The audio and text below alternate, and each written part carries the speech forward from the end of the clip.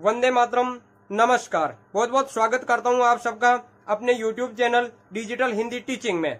आप इस चैनल को सब्सक्राइब करके घंटी का बटन दबा लें ताकि आपको आने वाले हर वीडियो का नोटिफिकेशन प्राप्त होता रहे, आपको हर वीडियो मिलता रहे। चलिए अब वीडियो को लाइक कर दीजिए और अब हम शुरू करते हैं आज का वीडियो। हम पढ़ रहे हैं पीपीटी के माध्यम से हिंदी व्याकरण, और हिंदी व्याकरण में हमारा शिक्षण बिंदु चल रहा है उपसर्ग। उपसर्ग के कुछ वीडियो का हम पहले अध्ययन कर चुके हैं और उपसर्ग के भेदों में हम पढ़ रहे हैं तत्सम उपसर्ग। तत्सम उपसर्ग के 5 उपसर्ग हम पहले पढ़ चुके हैं, तो आज हम पढ़ते हैं छठा उपसर्ग वी। वी उपसर्ग का प्रयोग होता है विशेष या विपरीत के अर्थ में। वी उपसर्ग का अर्थ यह नहीं होता है, लेकिन जब यह प्रयुक्त होता है किसी शब्द के आगे, किसी शब्द से पहले, तो यह अर्थ देता है विशेष या विपरीत का। चलिए कुछ उदाहरणों के माध्यम से हम वी उपसर्ग को समझने का प्रयास करते हैं। तो वी उपसर्ग का सबसे पहले हम उदाहरण लेते हैं। वी उपसर्ग अर्थ मूल शब्द में जोड़ते हैं तो बनता है व्यर्थ, और व्यर्थ का मतलब होता है अनुपयोगी, जो उपयोग की वस्तु ना हो, व्यर्थ की वस्तु हो। तो इसमें देखिए यण संधि हो गई, वी का ई के आगे असमान स्वर आ रहा है तो ई का ये हो जाता है और ये स्वर रहित होता है और उसे अपूर्ण कर देता है। फिर देखिए ऊह शब्द में अगर वी उपसर्ग जोड़ा जाए तो बनता है व्यूह है, और व्यूह का अर्थ होता है समूह है।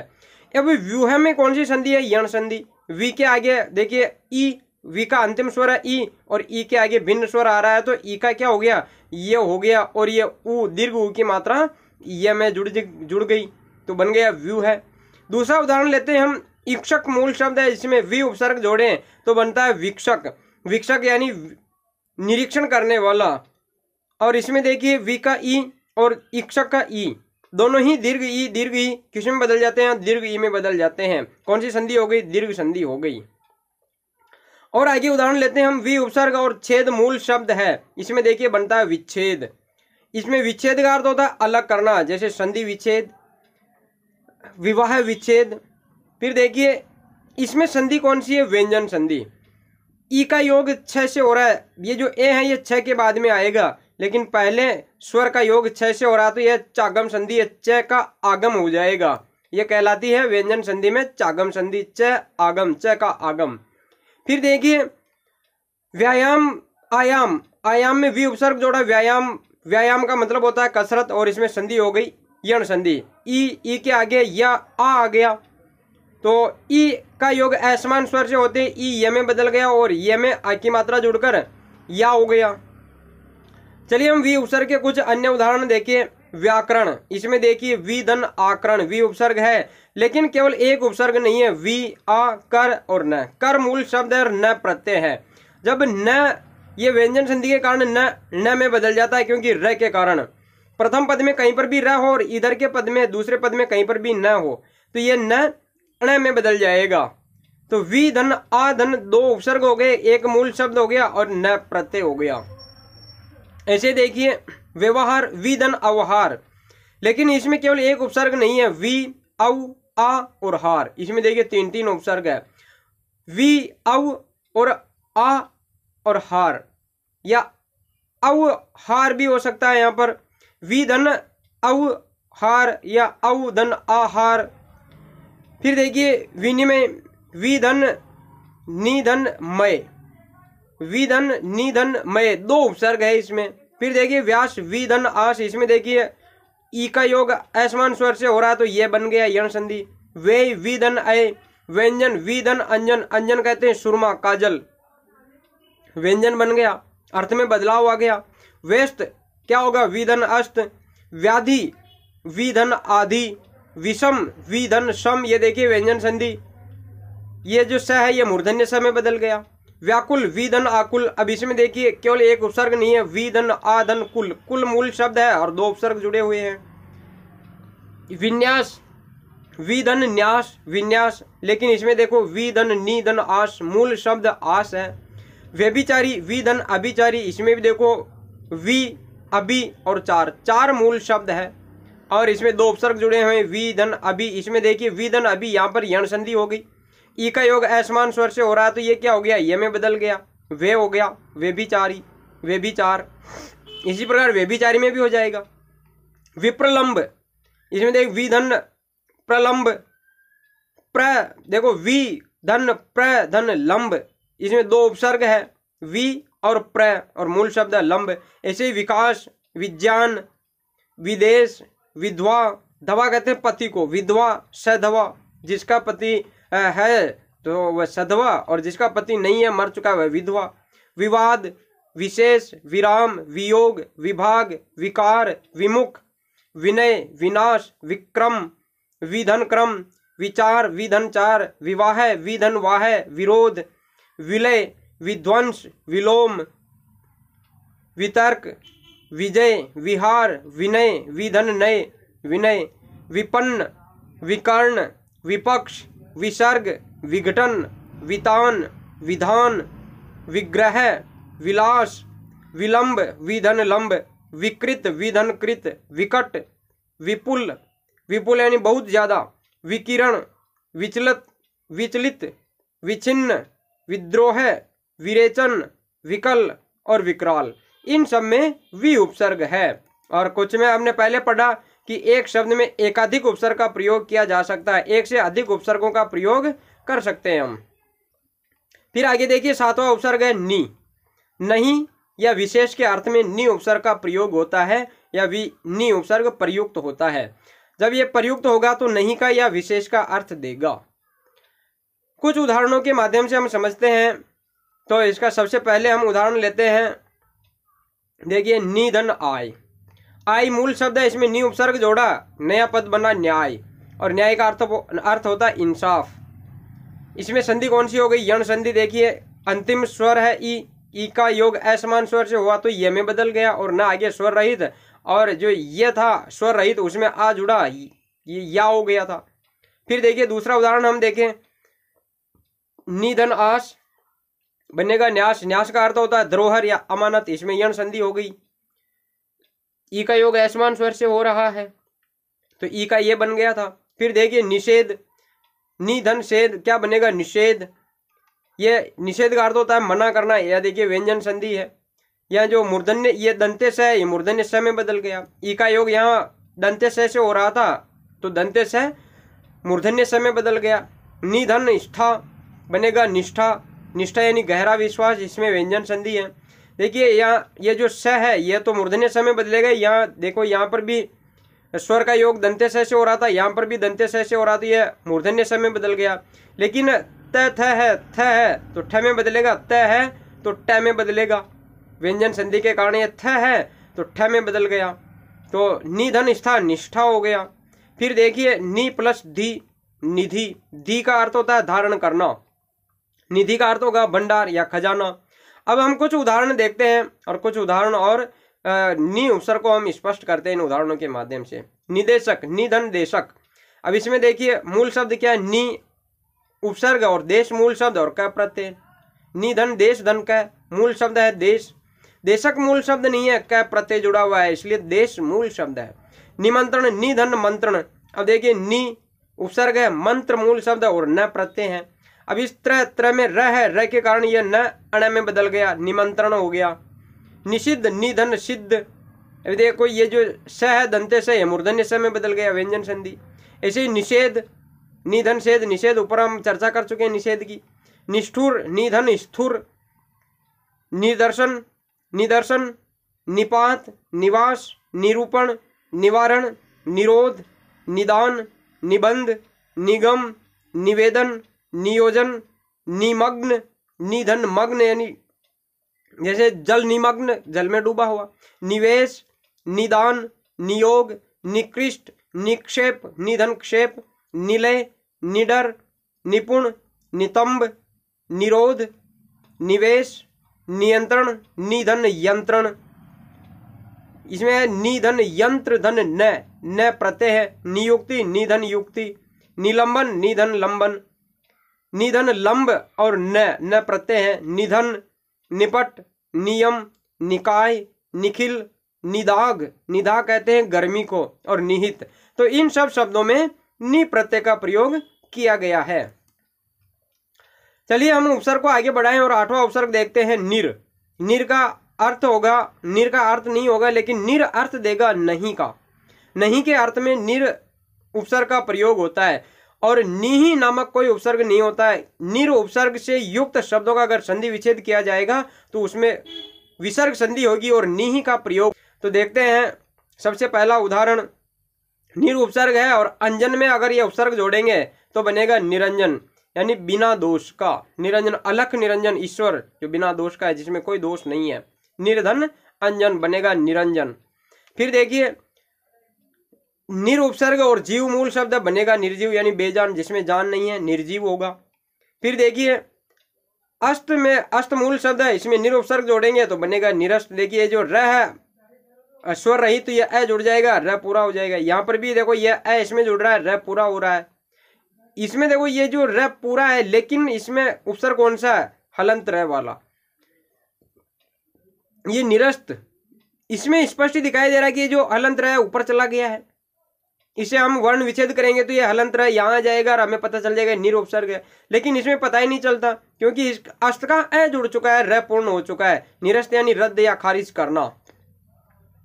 कुछ और उदाहरण हम देखते हैं। निराकरण, निर्धन आकरण, इसमें देखो दो उपसर्ग, निर आ और करण। करण मूल शब्द है। निरपराध, निर्धन अपराध, इसमें देखो निर अप और राध, राध मूल शब्द है और दो उपसर्ग का प्रयोग किया गया है। निर्विरोध, निर्धन विरोध, इसमें भी देखिए निर वी और रोध, दो उपसर्ग का प्रयोग है।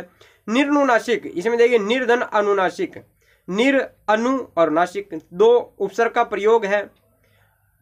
फिर देखिए निर्निमेष, निर्निमेष यानी अपलक, पलके नहीं झपकना। निर्धन निमेष, इसमें देखिए निर नि और मेष, दो उपसर्गों का प्रयोग हो रहा है। निरामिष, निर्धन आमिष, निर आ और मिष, निरामिष, ये र में आ जुड़ गया, निरा हो गया, निरामिष हो गया, दो उपसर्गों का प्रयोग हो रहा है। निरर्थक, निर्धन अर्थक, निरूपमा, निर्धन उपमा, निर्धन उपमा जिसकी कोई उपमा न दी जा सके। निरुत्साह है, निर्धन उत्साह है, इसमें देखिए निर उद और शाह है, शाह मूल शब्द है और उद उपसर्ग और निर उपसर्ग, दो उपसर्गों का प्रयोग किया गया है। निरवलंब, देखिए निर्धन अवलंब हम बोलते हैं निरावलंब, जो कि गलत है। निरावलंब कैसे होगा भाई, निर उपसर्ग है और ऐ तो जुड़ रहा है इसमें, अवलंब नहीं होता, अवलंब होता है। अवलंब होता तब होगा निरावलंब, लेकिन हम बोलते हैं वो गलत है निरावलंब, वास्तव में होता है निरवलंब। क्यों, क्योंकि देखना निर और आगे अवलंब का ए जुड़ा तो निर र पूर्ण होता है, केवल निर ही बनता है। इसमें देखो मूल शब्द क्या है, लंब है, और उपसर्ग कौन कौन से, निर और अव, दो उपसर्ग है और लंब मूल शब्द है। निर्भिमान, निर्भिमान, इसमें देखिए निर प्लस अभिमान, निर अभि और मान, इसमें दो उपसर्गों का प्रयोग किया गया है, निर का और अभि का। ऐसे निर्भिमानी, निर प्लस अभि प्लस मान और ई प्रत्यय हो जाएगा।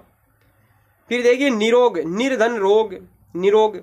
अब यहाँ देखिए निर इस र का योग अगर र से हो तो एक र का लोप हो जाता है। संधि में आप पढ़ सकते हैं नियम। तो निर्धन रोग, एक र का लोप हो गया और निरोग हो गया, निरोग रह गया। इसमें हम संधि विच्छेद करेंगे तो नी ही धन रोग होगा, विसर्ग संधि होगी, और नी ही धन रोग होगा तो वहाँ नी ही उपसर्ग नहीं होगा, उसमें उपसर्ग होगा निर। निर्माण, नी ही धन मान, निर्माण हो जाएगा और उपसर्ग होगा निर। संधि विच्छेद क्या होगा, नी ही धन मान और उपसर्ग निकालेंगे तो निर होगा। निरुपाय, निर्धन उपाय। अब इसमें देखिए निर उप और आय, आय मूल शब्द है, उपाय मूल शब्द नहीं है। इसमें भी हम चूक जाते हैं, निरुपाय में मूल शब्द कौन सा, हम उपाय लगा देते हैं डायरेक्ट ही, उपाय मूल शब्द होगा नहीं भाई, निर उपसर्ग, उप उपसर्ग और आय मूल शब्द है। ऐसे ही निराकरण, निर्धन आधन करण, निरापद, निर्धन आधन पद, निरापद यानी बिना समस्या के, बिना आपद के, बिना आपदा के। निरामय, निर्धन आमय, निर आ और मय। निरादर, निर आ और दर, निरादर, निर आदर, निर्धन आदर, लेकिन इसमें आदर मूल शब्द नहीं है, निर आ और दर। ऐसे निराधार, निर आ और धार, धार मूल शब्द है। निराकार, निर्धन आकार, निर्धन आ धनकार, दो उपसर्ग हो गए। निराश्रय, निर्धन आ और श्रेय, श्रेय मूल शब्द है। और इसका हम करेंगे तो निराश्रय, निर्धन आश्रय, जिसमें आ भी उपसर्ग होगा। निरंध्र, निर्धन रंध्र। अब देखिए निर्धन रंध्र, इसमें दो र का योग र से होने के कारण एक र का लोप हो गया। रंध्र कहते हैं छेद को, है ना। निरंध्र विज्ञान का शब्द है। निर्भय, निर्धन भय, और संधि विच्छेद क्या होगा? नि ही धन भय। निर्वास, नि ही धन वास, और उपसर्ग होगा निर, निर्धन वास। निर्धन वाह है, निर्वाह है। निर्धन दोष, निर्दोष। निर्धन गुण, निर्गुण। ऐसे निर्धन, निर्दय, निर्लज, निर्णय, निर्देश। निर्धन देश, निर्देश। निर्मल, निर्मम, निर्वाचन, निर्धन वाचन। निरस्त्र, इसमें देखिए निर्धन अस्त्र, अस्त्र का ए जुड़कर र पूरा हो चुका है, जो हमारा विसर्ग में हलंत वाला रह था, स्वर रहित रह था। निर और अस्त्र, अस्त्र का ए जुड़ गया इसमें। निर्माता, निही धन माता, इसका संधि विच्छेद होगा, लेकिन उपसर्ग क्या होगा इसमें? निर, निर्धन माता। ऐसे ही निर्यात, निरंकुश, इसमें देखिए निर्धन अंकुश, अंकुश का ए जुड़ा र पूर्ण हो चुका है, अंकुश, निरंकुश। ऐसे ही निर्धन अंतर, निर्धन अंतर, निरंतर। निर्वेद, निर्धन वेद। तो ये देखा हमने, इन सब में निर उपसर्ग है। और अब हम देखते हैं नवा उपसर्ग निश। निर हम देख चुके हैं, निश देखें। निश का अर्थ क्या? निश क्या अर्थ देगा? बिना या नहीं के अर्थ में निश उपसर्ग का प्रयोग होता है। निश उपसर्ग का अर्थ नहीं होता स्वतंत्र रूप से, लेकिन किसी शब्द में प्रयोग होने के बाद में यह बिना या नहीं का अर्थ देता है। देखिए सबसे पहला उदाहरण, निषधन संकोच। संकोच मूल शब्द है, तो इसमें हम बोलते हैं निसंकोच। निसंकोच गलत होता है, निसंकोच होगा, या फिर बोलिए निसंकोच। हम डायरेक्ट बोल देते निसंकोच, निसंकोच नहीं होगा, क्योंकि निस उपसर्ग है और संकोच मूल शब्द है, तो इसमें क्या होगा? निसंकोच, यानी बिना संकोच के। और संधि विच्छेद क्या हो जाएगा इसका? निहिधन संकोच। कौन सी संधि होगी? विसर्ग संधि। संधि में नि ही आएगा, लेकिन इसमें उपसर्ग कौन सा होगा? निस, उपसर्ग होगा निस, और संधि में आएगा नि ही। फिर देखिए निषधन संतान, क्या होगा? निश संतान, बिना संतान का। नि ही धन संतान, विसर्ग संधि हो जाएगी। फिर देखिए निषधन चल बराबर निश्चल, क्या होगा? अटल या अचल, क्या होगा? नि ही धन चल। इसमें देखिए विसर्ग का योग दंत्य से हो रहा है, तो विसर्ग दंत्य से में बदल रहा है। विसर्ग का योग च से हो रहा है, तो विसर्ग किस में बदलेगा? च कौन सा है? तालव्य, तो ये च, ये विसर्ग तालव्य से में बदल जाएगा, निश्चल हो गया। नि ही धन चल, च के कारण विसर्ग तालव्य से में बदल रहा है, इसलिए क्या हो गया? निश्चल हो गया। अब ये भले ही इसमें देखो निश्चल ये आ रहा है, लेकिन इसमें उपसर्ग कौन सा होगा? निश। कोई सा भी स आ जाए, उपसर्ग केवल ये दंत्य स वाला ही होगा, निश्चल। ऐसे ही देखिए निःशुल्क, निषधन शुल्क, निःशुल्क, यानी बिना शुल्क के। विसर्ग का योग तालव्य से हो रहा है, तो विसर्ग तालव्य से में बदल गया। देखिए अब यहाँ निःशुल्क ये शब्द पूछ ले जाए, इसमें कौन सा उपसर्ग है, तो आप इसमें ये नहीं कर सकते कि ये तालव्य स वाला उपसर्ग होगा, होता ही नहीं है भाई। उपसर्ग केवल यही होता है दंत्य स वाला। निषधन शुल्क, ये जो दंत्य स है ये किस में बदल गया? इस तालव्य स के कारण तालव्य स में बदल गया। और उदाहरण देखिए हम, निषधन फल, क्या हो जाएगा? निष्फल। इसमें देखिए निष्फल का अर्थ क्या होगा? असफल। संधि विच्छेद होगा नि ही फल, नि ही धन फल। अब नि ही उपसर्ग होता ही नहीं है, क्या होगा? निश होगा। लेकिन ये मूर्धन्य स वाला कभी भी ये अपना उपसर्ग नहीं होता है। अब इसमें स कौन सा भी आ जाए, कोई सा भी स आए, उपसर्ग केवल और केवल ये निश वाला होगा। उपसर्ग यही होता है, इसके अलावा उपसर्ग में दूसरा स नहीं होता है इसमें, निश में। ठीक है, ये ध्यान रखना है। फिर हम देखें और उदाहरण, निस्वार्थ, क्या होगा? निषधन स्वार्थ, और संधि विच्छेद हो जाएगा नि ही धन स्वार्थ, विसर्ग संधि हो जाएगी। ऐसे ही निस्संदेह है। अब देखिए ये दंत्य स से योग हो रहा है, तो ये दंत्य स ही रहेगा, बदलेगा किसमें? दंत्य स में ही बदलेगा। यहाँ भी देखिए निषधन संदेह, स का योग दंत्य स से हो रहा, तो दंत्य स ही रहेगा।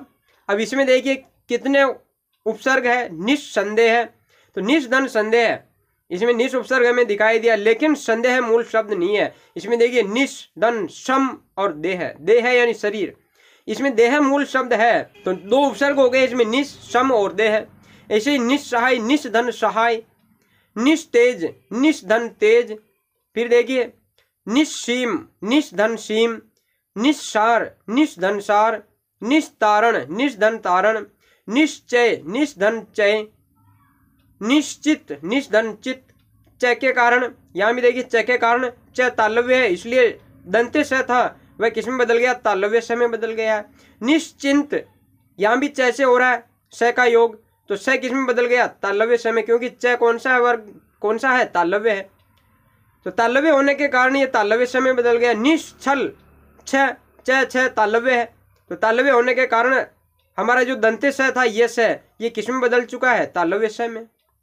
निषधन श्वास, यहाँ देखिए स से योग हो रहा है श्वास, श्वास में स कौन सा है, तालव्य स, तालव्य स से योग होने के कारण हमारा ये स निश का स तालव्य स में बदल गया। निशेष, निषधन शेष, क्या होगा, शेष, इस तालव्य स से योग होने के कारण दंत्य स तालव्य स में बदल चुका है। निष्काम, यहाँ देखिए क प और फ, इनसे योग हो स का तो ये मूर्धन्य स में बदलेगा, क प और फ, तो इस तालव्य स का निश था उपसर्ग और काम से योग हुआ, तो स का योग कैसे हो रहा है, इसलिए किस में बदल गया, मूर्धन्य स में। क प और फ, इन तीनों के योग में ये किस में बदल जाता है, मूर्धन्य स में बदल जाता है। फिर देखिए निष्कर्ष, यहाँ भी कैसे हो रहा है, निषधन कर्ष, निष्कंटक, निषधन कंटक, निष्कासन, निषधन कासन। फिर देखिए निष्पक्ष, निषधन पक्ष और निष्पत्ति, निषधन पति। तो प, क, प और फ, इन तीनों के योग में ये दंत्य स है, ये मूर्धन्य स में बदल जाता है। फिर देखिए निष्ठा, निष्ठुर और निषेध, इनमें ये निश उपसर्ग नहीं है, इनमें निश उपसर्ग नहीं है, ध्यान रखना है। ये चाहे मूर्धन्य स दिखाई दे रहा हो चाहे कोई सा दिखाई दे रहा हो, इसमें निधन स्था, निधन स्थुर और निधन छेद, स कौन सा, दंत्य स वाला आएगा और फिर वह मूर्धन्य स में बदलेगा, तो इनमें ये निश उपसर्ग नहीं है, इस चीज का खास तौर से ध्यान रखें। चलिए आगे का हम उदाहरण देखें, आगे का उपसर्ग देखें। 10वां उपसर्ग है अपि, और अपि उपसर्ग का प्रयोग होता है भी के अर्थ में। इस उपसर्ग से बने हुए बहुत कम शब्द है, कौन से, अपितु, अपिहित, अपिहित का अर्थ होता है ढका हुआ, अपिक्रम, अपिपक्ष और अपिदान, अपिदान का अर्थ होता है ढक्कन। तो ये अपि उपसर्ग के बहुत कम उदाहरण देखने को मिलते हैं। फिर हम देखें दुर उपसर्ग, दुर ये बुरा या कठिन के अर्थ में प्रयुक्त होता है, और दुहु उपसर्ग नहीं होता है, निही नहीं होता है, दुहु नहीं होता है, निर होगा या निश होगा, दूर होगा या दुष होगा उपसर्ग। संधि में दुहु आएगा लेकिन उपसर्ग में दूर आएगा। चलिए हम उदाहरण देखते हैं। दूर उपसर्ग है और मूल शब्द है दशा, तो क्या बनेगा, दुर्दशा। दुर्दशा का अर्थ क्या होगा, बुरी अवस्था, और संधि क्या होगी, दुहुदन अवस्था, दुरावस्था, क्या बनेगा, दुहुदन दशा होगा, दुहुदन दशा क्या हो जाएगा, दुर्दशा, दुहुदन दशा का क्या हो जाएगा, दुर्दशा। संधि होगी दुहुदन दशा और इसमें उपसर्ग क्या होगा, दुर। फिर देखिए दुर्धन भावना, दुर्भावना, बुरी भावना, दुर्भावना का अर्थ क्या होगा, बुरी भावना, और संधि कौन सी है, विसर्ग संधि, क्या होगा, दुहुदन भावना। लेकिन उपसर्ग क्या होगा, दुर उपसर्ग होगा, दुहु उपसर्ग होता ही नहीं है। फिर देखिए दुर्धन ऊ है, दुरू है, दुरूह का अर्थ होता है दुर्बोध, जो यानी सरलता से समझ में नहीं आए, जिसका बोध सरलता से ना हो, दुर्बोध। संधि विच्छेद क्या होगा, दुहु धन रू है, दुहु उपसर्ग नहीं होता है, उपसर्ग क्या होगा, दूर होगा, संधि विच्छेद हो गया, कौन सा, विसर्ग संधि, दु धन रू है, दुहु धन रू है। फिर देखिए दुर्धन अंत, अंत मूल शब्द दुरंत, दुरंत यानी अपार, जिसका अंत ना हो, दुरंत। दुहुदन अंत विसर्ग संधि है लेकिन उपसर्ग कौन सा है, दुर उपसर्ग है। फिर देखिए हम बोलते हैं दुरावस्था, जो कि गलत है। दुरावस्था कैसे होगा भाई, दुर्धन अवस्था है तो र में ए जुड़ा तो रई तो बनेगा, रा थोड़ी बनेगा। दुर्वस्था होता है, दुर्वस्था, इसमें उपसर्ग कौन कौन से हैं, दुर, अव और स्था। स्था मूल शब्द है, दो उपसर्ग का प्रयोग किया गया है। दुराचार, दुर्धन आचार, यहाँ देखिए र में आ जुड़ा था, रा हो गया, यहाँ र में ए जुड़ा तो रई रहा, दुर्वस्था होगा, लेकिन यहाँ आ जुड़ रहा है, दुर्धन आचार, क्या हो गया, दुराचार। दुर्धन आधन चार, चार मूल शब्द है। दुर्व्यवहार, दुर्धन व्यवहार, इसमें देखिए उपसर्ग देखिए दुर, वी, अव और हार मूल शब्द है, तीन तीन उपसर्गों का प्रयोग हो रहा है। दुर्धन वी और अव तीन उपसर्ग और हार मूल शब्द है। दुर्भी संधि, इसमें देखिए दुर्धन अभिसंधि, लेकिन इसमें देखिए उपसर्ग कौन सा, मूल शब्द क्या है, देखिए इसमें संधि भी मूल शब्द नहीं है। दुर्धन अभिधन सम प्लस धी, धी मूल शब्द है और इसमें 3 उपसर्गों का प्रयोग हुआ है। दुर, अभी और सम 3 उपसर्ग है और धी मूल शब्द है। यह मैं किस में बदल जाता है? अनुस्वार में बदल जाता है। और ये जो र है ये पूरा हो जाता है ए जुड़ने पर।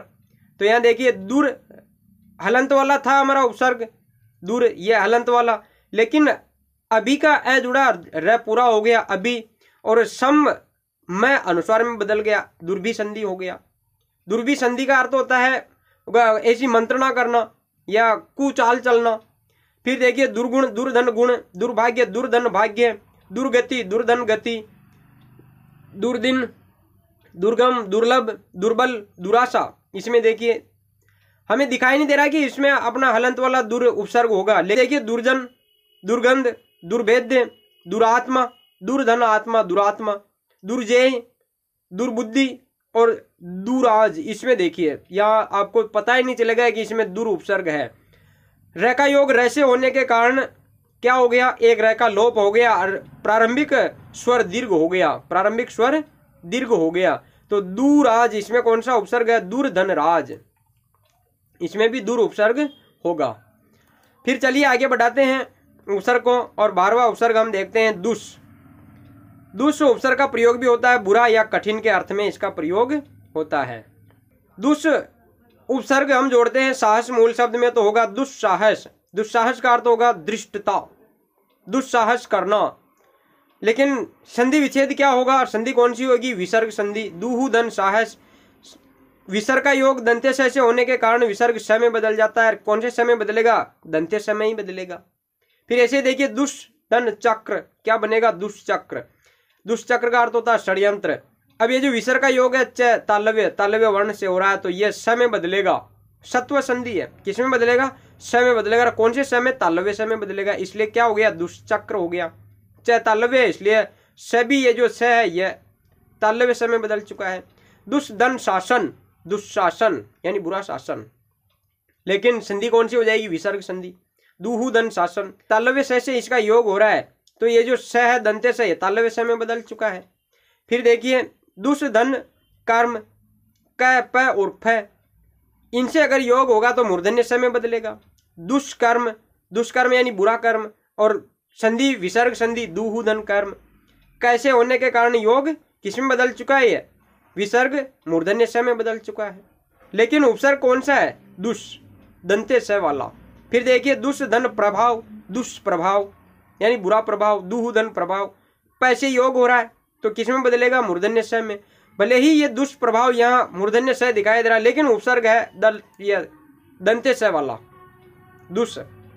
ऐसे दुस्तर, दुष्धन तर, दुस्साध्य, दुष्धन साध्य, दुष्स्वप्न, दुष्धन स्वप्न, दुस्सह, दुष्धन सह, दुष्चरित्र, दुष्धन चरित्र। देखिए चैसे होने के कारण यहाँ तालव्य स में बदल गया, दंत्य स था। दुष्धनशील, दुष्शील, क्या हो गया? दुष्शील, दुष्धनशील। अब यहाँ देखिए स का योग तालव्य स से हो रहा, तो ये किस में बदलेगा? तालव्य स में बदल जाएगा। दुष्धन चिंता, दुष्चिंता हो गया। दुष्प्राप्य, दुष्धन प्राप्य, पैसे हुआ तो किस में बदल गया? मूर्धन्य स में। लेकिन इसमें देखिए दुष और प्र दो उपसर्ग है और आप पे मूल शब्द है। आप धन, ये प्रत्यय है, इसमें आप पे हो गया। मूल शब्द है आप और ये प्रत्यय है। फिर देखिए दुष्प्रयोग, दुष्धन प्रयोग, क्या होगा? दुष्प्र और योग मूल शब्द है। दुष्प्रहार, दुष्धन प्रहार। अब यहाँ पैसे हो रहा था इसलिए कौन सा स आ गया? यहाँ पर मूर्धन्य स आ गया, लेकिन उपसर्ग कौन सा? दंत्य स वाला दुष। दुष्धन प्र, दो उपसर्ग और हार मूल शब्द है। दुष्परिणाम, फिर देखिए दुष्धन परिणाम, पैसे हुआ इसलिए किस में बदल गया? मूर्धन्य स में। दुष्धन परिधन नाम।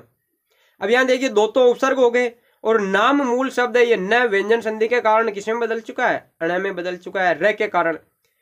प्रथम पद में इधर र आ रहा है कहीं भी हो और इधर न कहीं भी हो द्वितीय पद में, तो र की वजह से ये न किस में बदल जाता है? ण में बदल जाता है। ऐसे दुष्काल, दुष्धन काल, दुष्फल, दुष्धन फल, दुष्कर, दुष्धन कर।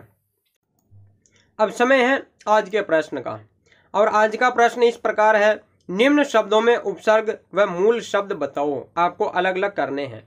पहला शब्द विस्मरण, इसमें मूल शब्द कौन सा है और उपसर्ग कौन कौन सा है? नियुक्त, इसमें क्या मूल शब्द होगा और उपसर्ग कौन सा है। विख्यात, इसमें मूल शब्द और उपसर्ग कौन कौन सा है। निरुक्त और आगे का है निष्प्रभ और अंतिम शब्द दुष्कृत्य। इसमें उपसर्ग और मूल शब्द आपको अलग अलग करने हैं। धन्यवाद।